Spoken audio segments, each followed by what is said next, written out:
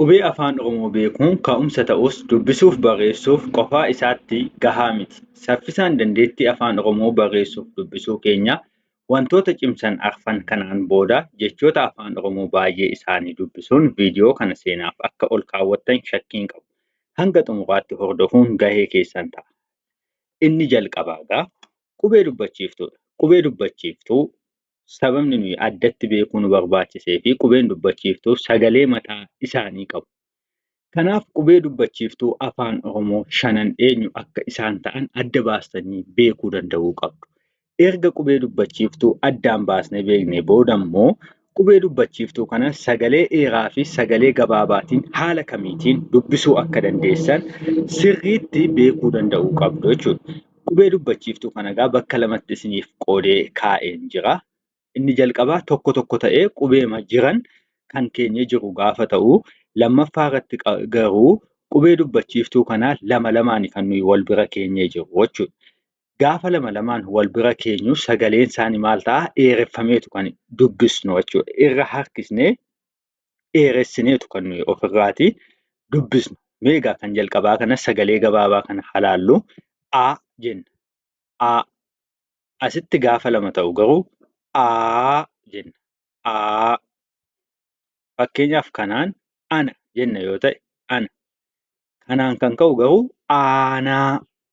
Aanaa. Aan dheereffameetu jira jechuudha. Gamanatti gaafa darbinu jenna ishee kanaan.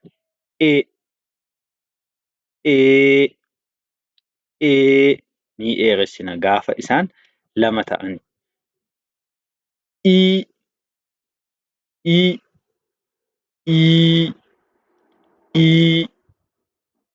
O. U.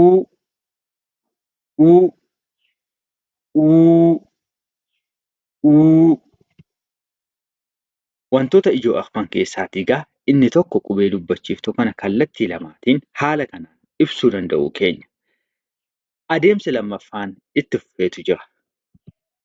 Adeemsa lammaffaa keenyaatiin immoo sagalee gabaabaa afaan Oromoo akkamitti uumuu akka dandeenyu kan waliin ilaallu ta'a jechuudha. Qubee dubbachiiftuun eenyu akka isaan ta'an tokkoffaa keessatti adda baafattanii jirtu. Amma immoo sagalee gabaabaa dubbifamaatiif uumuu akkamittiin dandeenya? Dubbifamaan sagalee hin qabu. Dubbifamaan garuu sagalee hin qabu jennee yoo dhiisne jechoota afaan Oromoo barreessuus dubbisuus hin dandeenyu. Kanaafi dubbifamaa keenyatti maal taasisuu danda'uu qabna? Sagalee itti uumuu danda'uu qabna jechuudha. Kanaaf immoo sagalee itti uumuu fi warra sagalee qaban finnee bira kaa'uu danda'uu qabna. Sana booda sagalee adda addaa haguma dubbachiiftuun keenya baay'attu sagalee gabaabaa 5 qabaataa jechuudha. Amma asirratti mee kana waliin haa dubbisnu. Baatu jira. Baa bira qubeen dubbachiiftuu hundumti isaaniiyyuu dhufanii tattaa'aniitu jiru. Isaan kun sagalee akkamii kennu laata? Baa, bee, bii,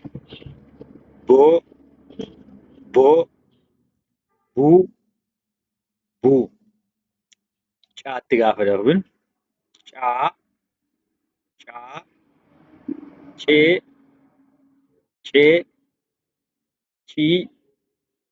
cii, coo,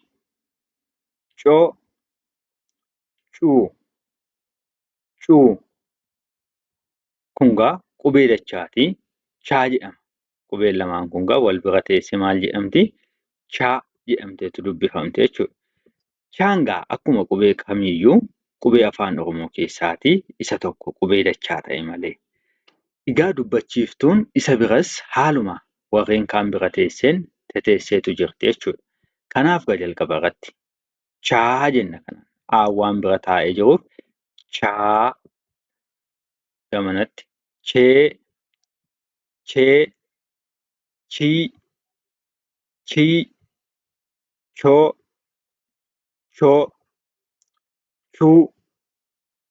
chuu. Daa, dee, dee, dii, dii, doo, doo, duu, duu.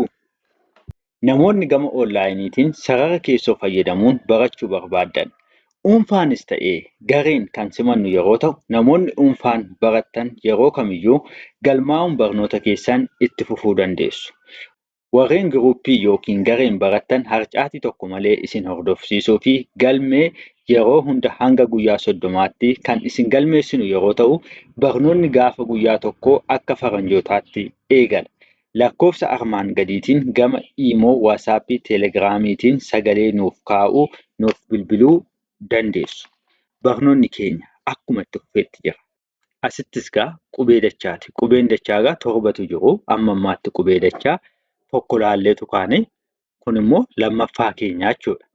A jenna kanaan. A. Aan gaafa bira teessu A jenna. A. E. E. I. I. O. O. U. U. Fa. Fa. Fe. Fe. Fi. Fi. Fo. Fo. Fu. Fu. Ga. Ga. Ge. Ge. Gi. Gi. Go. Go. Gu. Gu. Ha. Ha. He. He. Hi. Hi. Ho. Ho. Hu. Hu. Ja. Ja. Je. Je. Ji.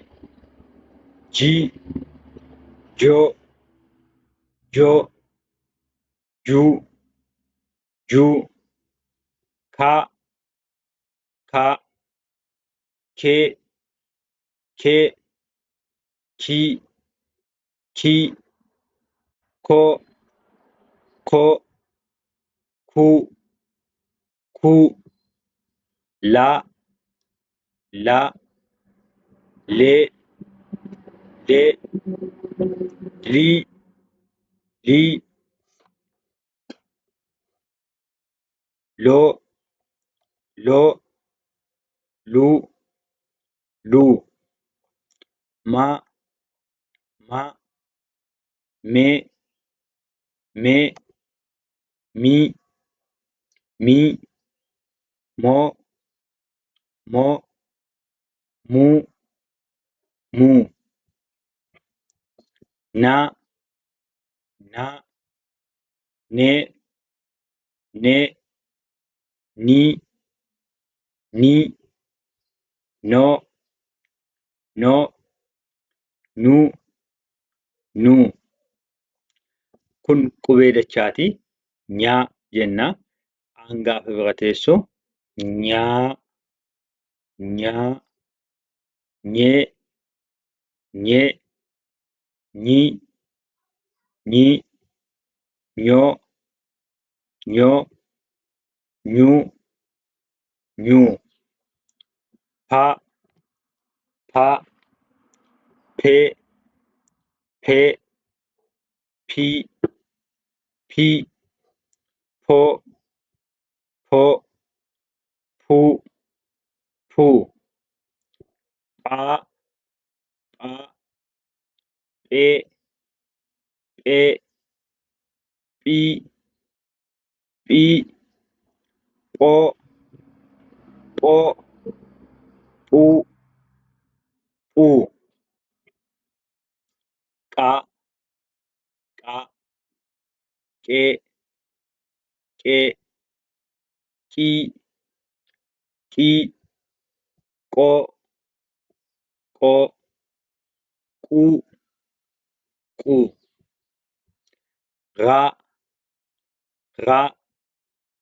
ree, ree, rii, rii, roo, roo, ruu, ruu, saa, saa, see, see, sii, sii, soo, soo, suu, suu, shaa, shaa, shee, shee, shii, shii, shoo, shoo, shuu, shuu,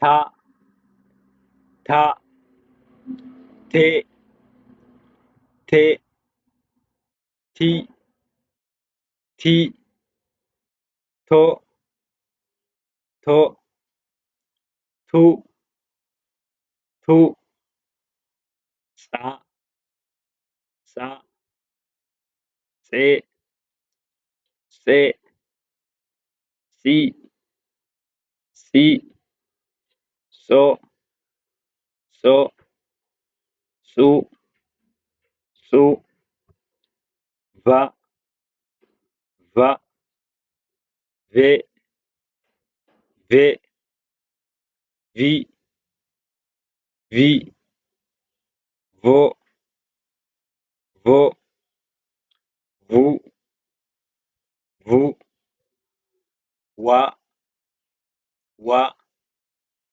wee, wee, wii, wii, woo, woo, wuu, wuu,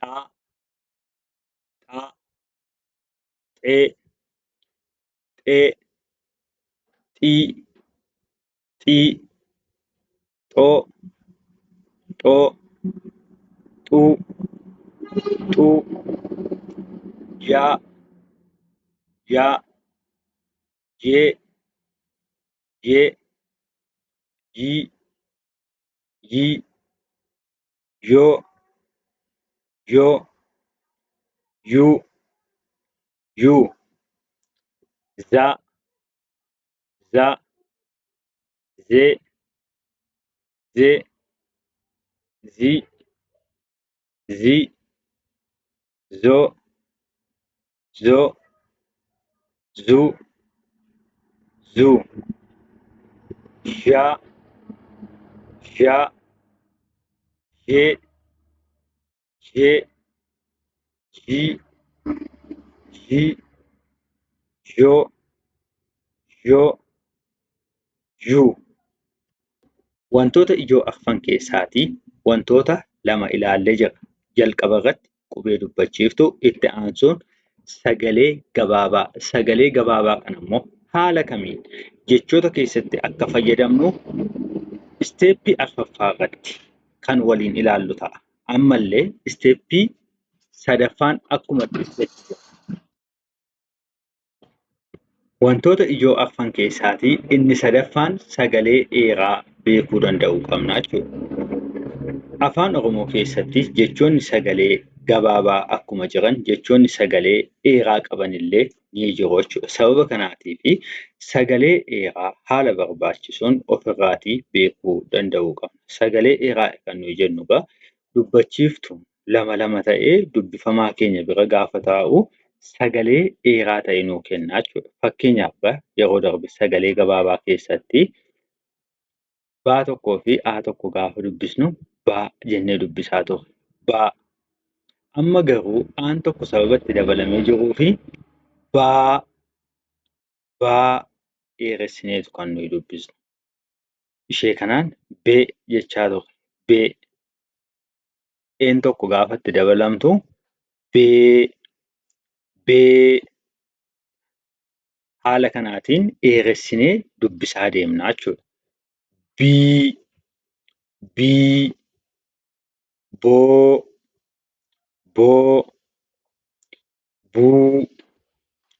buu, caa, caa, cee, cee, cii, cii, coo, coo, cuu, cuu, chaa, chaa, chee, chee, chii, chii, choo, choo, chuu,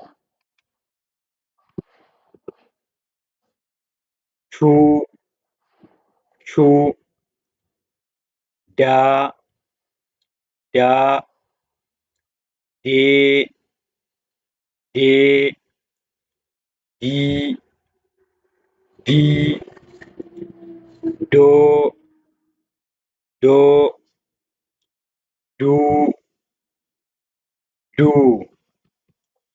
Sagalee dheeraangaa sagalee gabaabaa wajjin kan wal fakkaatu yogguu ta'u, garaagarummaa inni qabu garuu sagalee dheeraa keessatti dubbachiiftuun lama ta'anii sagalee sana immoo dheeressinee yookiin irra harkisneetu kan nuyi dubbisnu jechuudha. Sababa kanaatiif warreen kanarratti haala kamiin akka dheeressuu qabnu ilaaltanii wanta jirtanii fi haga xumuraatti hundasaa dubbachuun waan nu barbaachisu natti hin fakkaatu.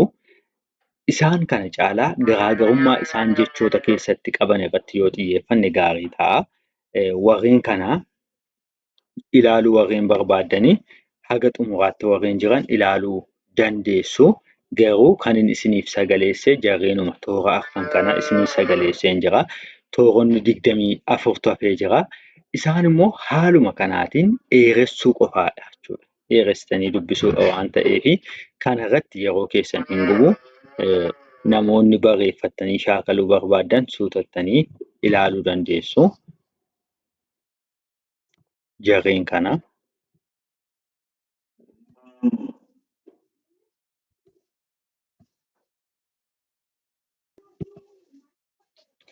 Egaa sagalee dheeraan haga iddoo kanaatti qubee afaan Oromoo hundumaanuu hojjenneetu jirra. Isaan kanammoo jechoota keessatti isteeppii arfaffaa irratti yookiin adeemsa arfaffaa irratti wanta hordofuu qabnu keessatti haala gaariitiin waliin ilaallaa jechuudha. Wantoota ijoo dandeettii dubbisuuf barreessuu keenyaa saffisaan cimsan keessaatii inni xumuraa sagaleef sagalee walitti fidnee jechoota barreessuu fi dubbisuudha. Isaan kanammoo sagalee gabaabaaf gabaabaa walitti fidnee akkamittiin jecha uumna? Akkasumas immoo sagalee dheeraa fi dheeraa walitti fiduun akkamittiin jecha tokko dubbisna? Akkamittiin immoo barreessina kan jennu waliin kan ilaallu ta'a. Isaan kana keessatti gamanaan warreen jiranii harka bitaarraan warreen jiran jechoota sagalee gabaabaa qaban yogguu ta'anii harka mirgaatiin warreen jiran immoo jechoota sagalee dheeraa qaban ta'uu jechuudha. Isaan kana wantoota lammaffaa fi sadaffaa irratti ilaallee asitti itti fayyadamna jechuudha. Amma adeemsa lammaffaa keessatti kan nu ilaalaa turre sagalee gabaabaadha. Boo, na, boo fi naatu jira. Walirratti gaafa dubbisnu bona, bona jennee dubbisnaa jechuudha. Adeemsa sadaffaa irratti immoo kan nu ilaalaa turre sagaloota dheeraa. Sagalee dheeraa fi sagalee dheeraa gaafa walitti fidnu immoo jecha sagalee dheeraa nuu kenniti jechuudha. Amma oon lama taatee waan jirtuufi kana boo jenna. Boo, naa, boonaa, boonaa. Asitti immoo laa, fa, lafa, lafa. Kun sagalee gabaabaaf gabaabaa walitti fidneetu jechuudha. Dheeraaf dheeraa gaafa walitti fidnu maal nuu kenname? Laa jenna kana. Laa, faa, laafaa, laafaa jennee dubbisna jechuudha. Gaafa dheeressinu sagaleen jechichis wajjinuma jijjiiramaa deema jechuudha. Kan asitti lafa jenne Asitti immoo maal ta'ee jira waan dheerateef laafaa jennee dubbisna jechuudha. Bira, bira, bira. Biiraa, biiraa, biiraa. Goda, goda, goda. Godaa, godaa. Sore, sore, sore. Sooree, sooree, sooree. Qara, qara, qara. Qaaraa, qaaraa, qaaraa. Fiixe, fixe, fixe. Fiixee, fiixee, fiixee. Raafuu, raafuu, raafuu. Raafuu, raafuu, raafuu. Asitti immoo kan nuti waliin ilaallu kallattii tokkotti dheeratee kallattii tokkotti immoo gaafa gabaabbatu jechuudha. Warreen kanaan dura ilaallee jarreen kun lamaan kallattii lamaanittuu kan gabaabbatu kallattii lamaanittuu kan dheeratu turan jechuudha. Isaan kana qofaan immoo jechoota hundi jara kana qofaan barreeffamaa jechuu miti. Warreen kaan immoo gar tokkotti gabaabbatanii gar tokkotti immoo kan dheeratan ta'u jechuudha. Akkuma asirratti argitan. Amma gara harka bitaatiin warreen jiran kunii jalqabni isaanii maal ta'ee jiraa? Dheerateetu jira. Dubbachiiftuu lama lamatu bira jira. Lammaffoo isaanii garuu akka jiru maal ta'anii jiruu? Gabaabbataniitu jiru jechuudha.